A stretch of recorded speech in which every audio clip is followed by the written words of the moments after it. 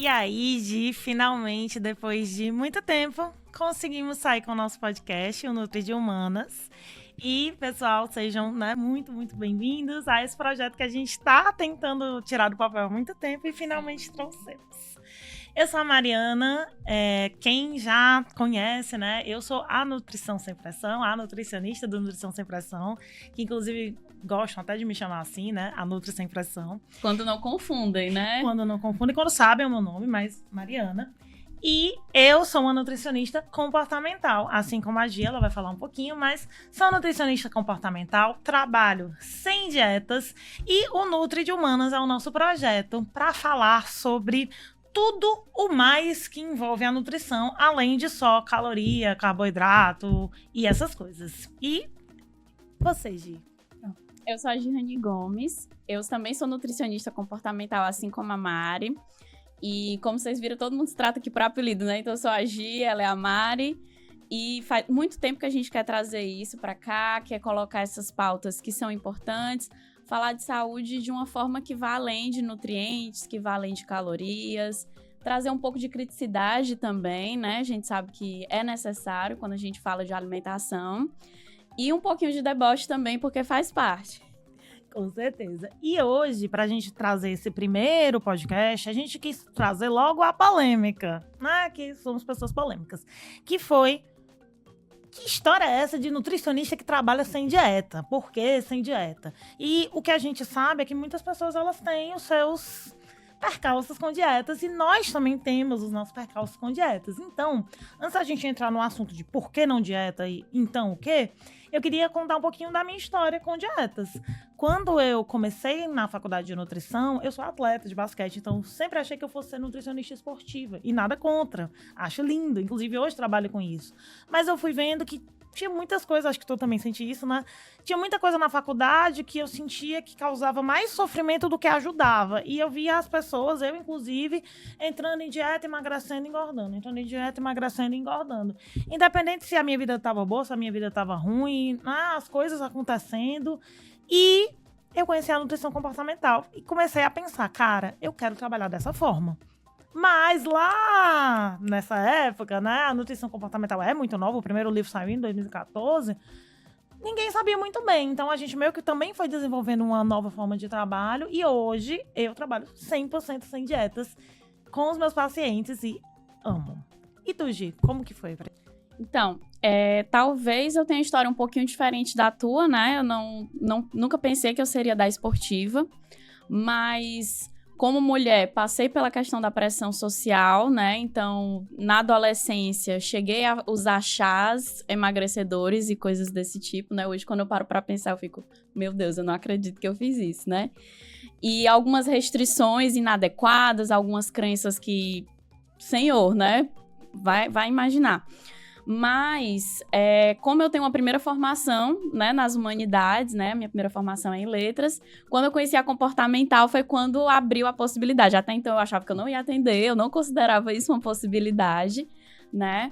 Mas aí foi quando eu percebi, caramba, isso faz muito sentido, porque como a gente sempre conversa, né, a gente sabe que na tradicional tem muita coisa legal, tem muita coisa que é extremamente importante, mas é como se não fosse suficiente. A gente sente que não abrange todas as pessoas, né? A gente sabe que há pessoas com várias questões que não conseguem seguir dietas, né? A gente atende muito caso de demanda de saúde mental e a gente sabe que é um déficit para tradicional muitas vezes. Então, foi quando eu me encontrei, né? Foi quando eu uni realmente aí essa questão do conhecimento de nutrição com o lado mais social. E uma coisa que eu não sei se tu tem essa impressão, mas que uma professora minha na época da faculdade falou, foi que ela sentia que a gente estava enxugando gelo. Perfeito. Né? Porque toda vida o paciente ia lá e recebia uma dieta e não conseguia seguir, e aí ele recebia outra dieta que ele também não conseguia seguir, ou ele conseguia seguir. Então, o que a gente tem é que, na verdade, dieta não funciona para todo mundo. Assim como a gente tem, né, nas abordagens da psicologia. Tem gente que gosta mais da psicanálise, tem gente que se dá melhor com a TCC. Então, eu acho que é uma questão de ajudar o paciente da melhor forma possível. Porque se ele já tentou 1, 2, 3, 10, 15, 20 dietas, que a gente sabe que isso não é um número baixo, porque tem gente que já tentou muito mais, será que não é hora da gente tentar outra coisa? E justamente como você falou, né? Não existe nenhuma abordagem, não existe nada que vá comportar 100% de todos os indivíduos, né? Então, assim, da mesma forma que você pode pegar o artista mais famoso do mundo, vai ter alguém que não gosta da arte que ele faz, né? Então, da mesma forma, nem todo mundo vai se dar bem com dieta, assim como nem todo mundo vai querer seguir na comportamental, a gente sabe disso. Exatamente. Né? E eu acho que é mostrar um caminho diferente. E aí a gente entrando mais, né, eu já fiz dieta, eu entendi que não foi muito legal, mas será que a culpa não é minha? Eu que não tenho força de vontade? Então a gente trouxe algumas coisas para mostrar para vocês por que dá tão errado, né, a tal da dieta. E aí, uma das primeiras coisas que eu quero trazer para vocês é um estudo que é bem famoso, que a gente chama ele de estudo de Minnesota. E nesse estudo, o que foi que aconteceu? Ele foi feito ali no finalzinho da Segunda Guerra Mundial e, basicamente, eles pegaram vários homens, né? Foram 36 homens que tinham um peso normal, que a gente chama de eutrofia, e deixaram eles ali numa sala, né? Num ambiente em que eles passaram vários dias. E aí eles testaram os efeitos da restrição alimentar. E aí o que eu acho legal, eu sempre falo para os pacientes desse estudo, né? Que foi que no começo eles tinham várias fotos de mulher pelada, né? Coisas de homem coladas na parede e tudo mais. E quando eles começaram a ter essa dieta, à medida que eles foram restringindo a alimentação, foi começando a mudar para foto de comida, para receita, né? Então, para a gente ver o quanto que sim, a gente tem uma questão de força de vontade, mas não depende só da força de vontade. Eu acho que tu entende, né, Gi? Sim, totalmente. E, inclusive, entender que o ser humano não está isolado no ambiente, né? Além da questão que a gente está falando, que muitas vezes entra até em neurociência, já tem pessoas fazendo pesquisa nessa área, mas entra em outras questões do próprio ambiente. A gente sabe que o ambiente influencia, né? Não é à toa que, por exemplo, você chega no cinema, só de sentir ali o cheiro da pipoca, você já sente um pouquinho de fome. Então, assim, são várias questões. É muito injusto, é muito cruel colocar tudo no indivíduo. E eu acho que as pessoas, elas têm muito esse pensamento de, é 100% culpa minha. E isso é uma das coisas que a gente fez no Nutri de Humanas para isso. Também. Pra gente mostrar que não é só a Mariana. Existem várias outras coisas. E aí, ainda falando um pouquinho do estudo, né? Esses indivíduos, esses 36 homens, foram 6 meses de restrição. E eles perderam cerca de 25% do peso corporal. Para vocês terem ideia, um paciente que faz uma bariátrica perde uns 40%. Então é muito, 25% é muito, né? E o que aconteceu? Eles tiveram, nesse estudo foi criado o termo obesidade pós-inanição.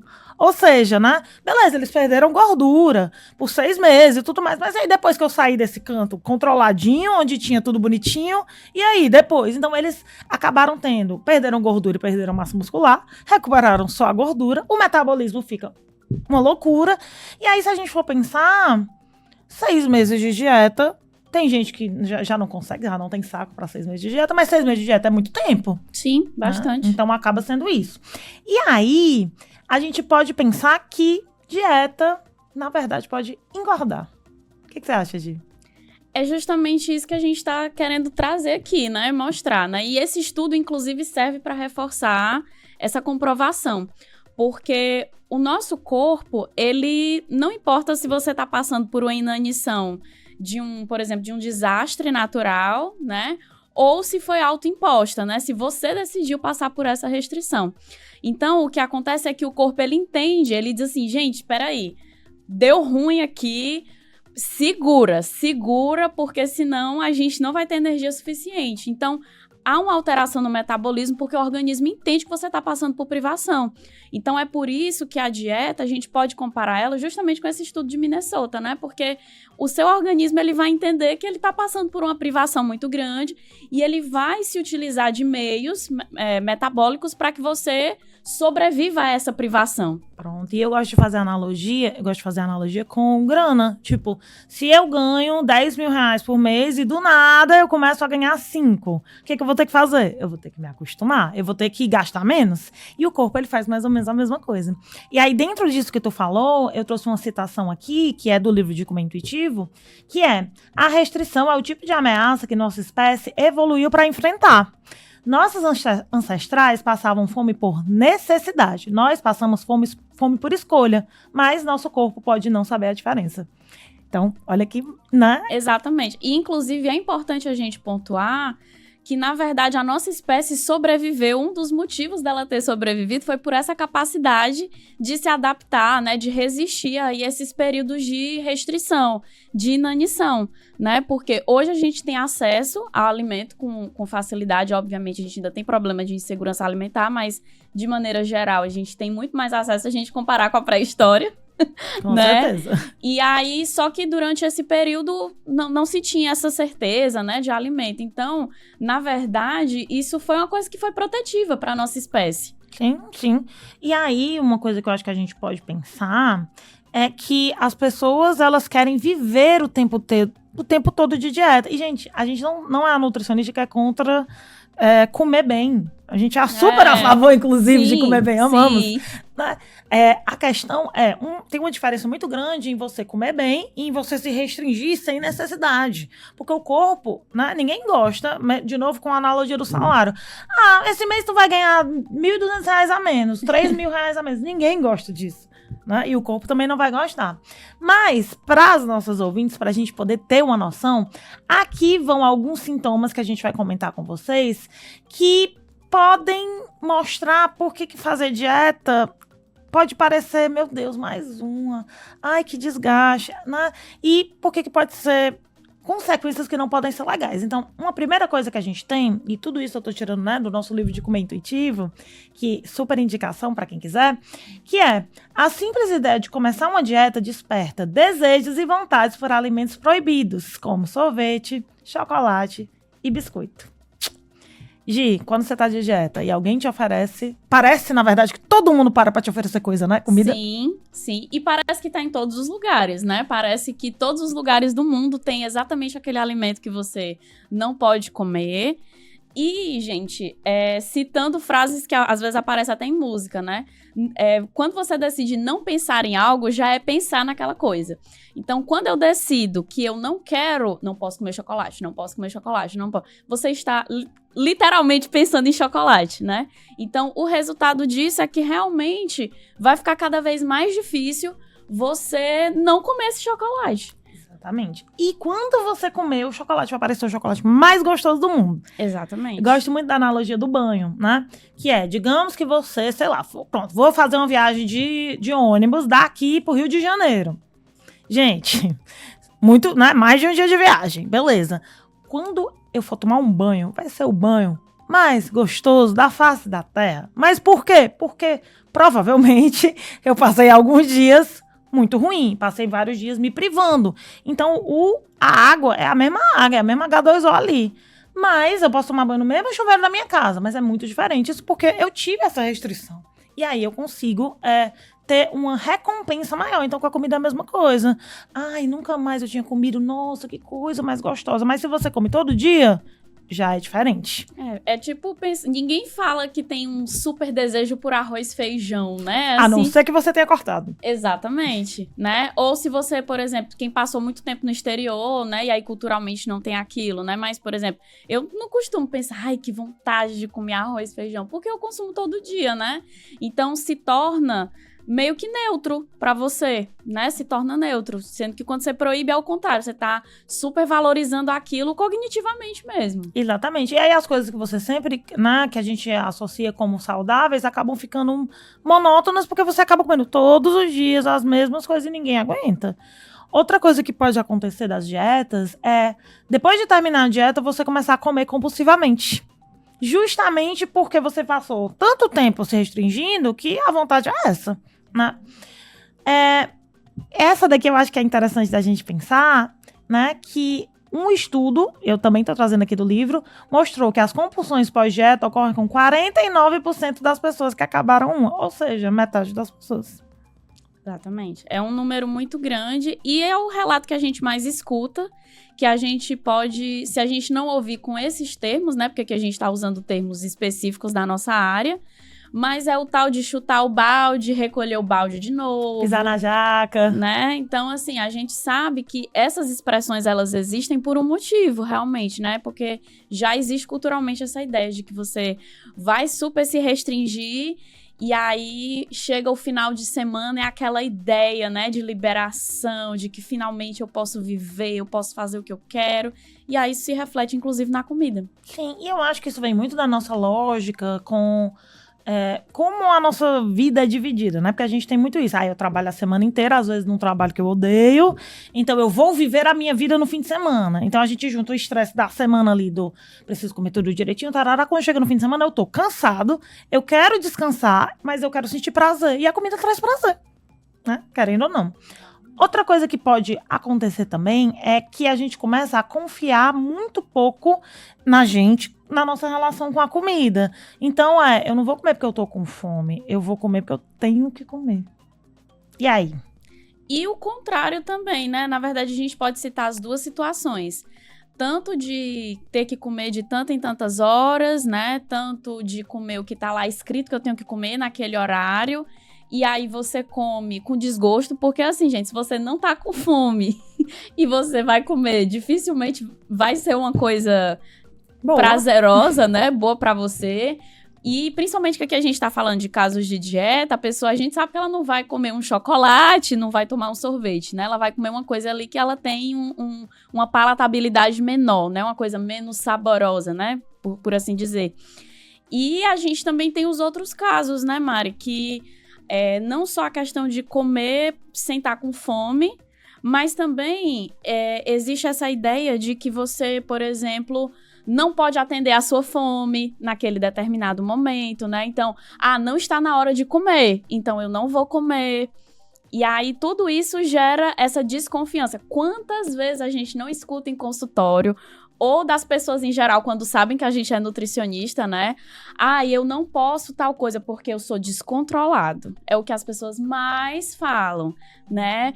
Então, daí a gente percebe que esse raciocínio, de fato, ele mexe com a autoconfiança que a pessoa tem nela própria com relação à comida, né? Isso. E aí a gente vai ver, é descontrolado? Como assim? Né? E aí porque a pessoa... Porque, gente, quando a gente fala de dieta, a gente não tá falando só de escolher o que eu vou comer ou não, porque as pessoas pensam que é isso.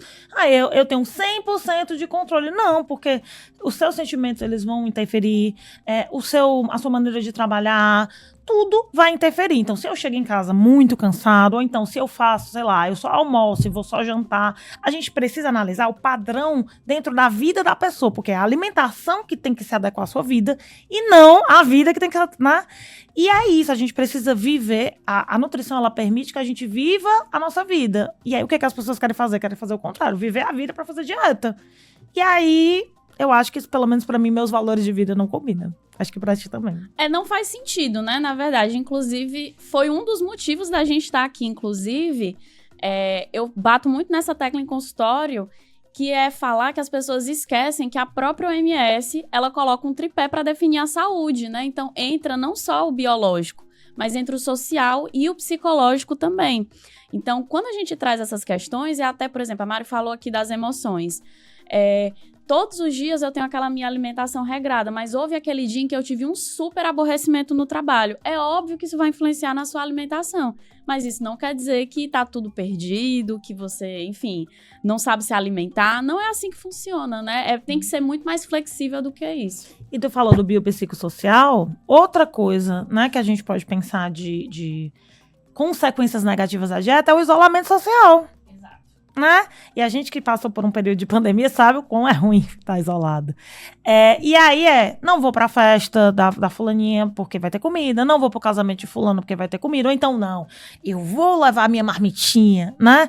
E aí é isso que eu não gosto. Os extremos, tipo assim, ou eu vivo igual um fisiculturista, ou eu vivo igual uma pessoa que só tá no sofá, não faz exercício e só come McDonald's. E aí a gente esquece que tem um caminho no meio. Tem um caminho no meio, né? E é isso. A gente não tá aqui pra defender, né? É sem dieta, então, vamos comer de tudo. McDonald's. Não é isso que a gente tá defendendo. O que a gente tá defendendo é viver uma vida equilibrada com uma relação com a comida que também seja equilibrada. Essa é que é a grande questão. Então, comer sim fruta, comer verdura, comer arroz, comer feijão, comer de vez em quando sim uma pizza, um brigadeiro, um negócio, né? Porque é a vida. Sim. E é isso, isolamento social. Eu acho que, eu não sei você, mas eu pego muito isso aqui, isolamento social por causa da comida. Como é que tu vê? Também, essa coisa do isolamento, inclusive, eu consigo relacionar com o que a gente tinha acabado de falar sobre a falta de confiança em si mesmo. Porque um dos motivos da pessoa não ir para o evento é porque ela não confia em si mesma diante de determinado alimento, né? A exposição de determinado alimento. E aí a gente sabe que isso a longo prazo tem consequências, né? Então, assim, realmente é muito comum a gente ouvir falar, a pessoa iniciou uma dieta, aí deixa de ir para aniversários, deixa de ir para jantares. O que acontece com isso? Você vai se privando do convívio das pessoas, você deixa de saber o que está acontecendo com seus amigos, com seus familiares, só que a vida continua independente de você estar fazendo dieta ou não, né? E aí a saúde mental vai pro saco, né? Exatamente. Complicado. E aí depois a pessoa não sabe. E inclusive é bom a gente também falar sobre isso, Mari, que eu acho que é importante falar que não só na restrição a gente tem o caso da pessoa ter um exagero em seguida, mas muitas vezes a pessoa até segura na alimentação, mas ela desconta em outras coisas, né? Então, às vezes é um uso exacerbado de rede social, às vezes pode ser um consumo exagerado até de álcool, Sim. né? Por quê? Porque se restringir, gente, gera realmente compulsão. E aí, eu acho que é muito esse o nosso trabalho. E aí, pra gente fechar, eu quero citar um grande motivo para você não fazer dieta restritiva, pessoa que está me ouvindo. Se ainda não está convencido. Se ainda não está convencido. Que é, o seu metabolismo irá ficar preguiçoso. E aí tem um estudo que é muito famoso, que é o estudo do The Biggest Loser, que é um programa antigo, mas ele é praticamente um reality show, onde eles pegam pessoas com obesidade, né? Pessoas com obesidade maior mesmo, pessoas que pesam 150, 200 quilos, e fazem um bootcamp ali. Então a pessoa fica lá 6 meses treinando loucamente. É quase um estudo de Minnesota, né? Isso. Treinando loucamente e fazendo dieta, restrição e tal. E a galera realmente perde 50 quilos, 60, realmente. Só que o que eles fizeram? Eles fizeram um estudo pegando a galera que fez o programa e 6 anos depois. E aí o que eles viram? Eles viram que, beleza, eles perderam muito peso, mas eles tiveram reganho e eles tiveram uma queda no metabolismo de cerca de 700 calorias por dia, ou seja, posso comer 700 calorias a menos, mesmo depois dos 6 anos, essa queda no metabolismo continuou. Ou seja, gente, fazer muita dieta, muito restritiva, é tentar, né, viver com 5 mil reais, sendo que você ganhava 10. E aí, você vai ter que continuar tentando viver com 5 mil reais para frente, sempre, mesmo que você tenha a possibilidade, talvez, de ganhar 10. E aí, o que a gente precisa entender é que as dietas, elas fazem com que o metabolismo ele fique mais lento. E aí, a gente pega os pacientes que falam, ai, mas eu tô sempre tentando fazer dieta e parece que eu como um pouquinho e eu engordo. Mas é porque justamente, como já houve uma alteração dessa taxa metabólica, a pessoa não consegue, porque quem é que vai conseguir consumir 700 calorias por dia, né? Não dá. Então, realmente, se torna um tiro no pé. Acaba que tem um efeito contrário, né? Exatamente. E isso a gente vai trazer também, a gente vai ter um episódio que a gente vai falar só sobre atividade física, que é uma coisa muito importante para o metabolismo, mas isso foi o que a gente quis trazer para vocês, né? Realmente, fazer dieta vai dar certo para algumas pessoas, porque tem gente que realmente só precisa de uma organização ali. Mas muita gente tá com coisas emocionais, sociais, organização também de trabalho, de tudo. Então, não é a gente dizer, todas as dietas não prestam. Não funciona desse jeito. Mas existe um caminho diferente para pessoas diferentes. Exatamente. E aí a gente só quer trazer essas possibilidades aqui. E aí a gente agradece, né? Até o próximo episódio. Até o próximo episódio do Nutri de Humanas.